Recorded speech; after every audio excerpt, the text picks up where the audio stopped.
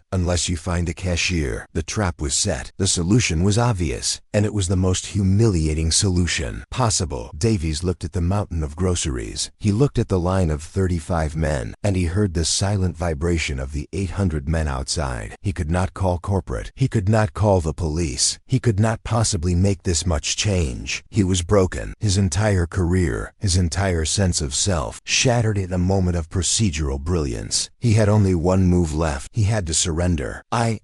He stammered, his eyes darting to the door. She does not work here." Wrecker just smiled. "Then you better go hire her back, because my brothers and we do not like your customer service." It was an order, disguised as a suggestion. This was the walk of shame. Davies, his tie askew, his face the color of old oatmeal, had to walk past the 35 Angel. He had to push through the automatic doors. He had to step out into the rain, in front of the 800-man army that watched him in total, condemning silence. He was a general walking out to surrender his sword. He approached Eliza, who was now standing, protected, in the circle of bikers. He could not meet her eye. "Miss," he mumbled, the rain dripping from his thin hair. "Please, there was a mistake. Can you please come back inside? We need you to finish ringing up these customers." He was begging the woman he had just ruined to save him. Eliza looked at Wrecker. He did not tell her what to do. He just nodded, letting her know the choice was hers. She was in control. After a long, agonizing moment, she nodded. Wrecker personally escorted her back into the store. The 800 bikers outside did not move. They were a silent guarantee of her safety. Eliza walked past Davies, who held the door for her, and went back to register 3. She did not put the blue smock back on. She did not need it. Wrecker stood behind her, a 280-pound guardian angel. He was her bodyguard. "Ring him up, Eliza," he said gently, "but take your time, and check every single bill. Make sure none of them are fake." As Eliza scanned the first item, Wrecker reached into his vest. He pulled off a small black patch. It was not a club patch, but a simple rocker that read, "Family." He leaned forward and pinned it to the shoulder of her t-shirt. "You are protected now, kid," he murmured. "You and the little one. You are family." As she rang up the first $100 bill, the angel just smiled. "Keep the change, ma'am. Put it in the helmet." The next man did the same, and the next. The helmet on her counter filled up even more. Maria, at the next register, finally looked up, her face a mask of shame, awe, and a dawning realization. The trash had just shown more loyalty and honor than anyone in this building. Courage, the narrator must tell you, is not the absence of fear. It is not the rumble of an engine or the leather on your back. True courage is the quiet, desperate act of kindness when you have nothing left to give. It is a pregnant woman with swollen feet and a failing bank account, using her last dollars to save a stranger's dignity. That is the courage that moves mountains. That is the courage that summons armies. The world is not changed by grand gestures, but by small, righteous acts that remind us of our shared humanity. Eliza's kindness was a lighthouse, and in the dark, the men who had been lost at sea finally, joyfully, sailed home to her. They found their anchor in her. Share this video with someone who needs to be reminded that heroes are real. They do not always wear capes or shiny badges. They do not work in polished offices or enforce corporate policy. Sometimes, heroes wear leather. Sometimes they are covered in tattoos and judged by the world. And sometimes, they are the quiet, pregnant cashier at Register 3, the one who refuses to let the world's cruelty extinguish her light. Remember that. And never, ever be afraid to be the one who steps in. Never be afraid to be the one who is kind, no matter the cost. Because that kindness has a power that no system can ever hope to defeat.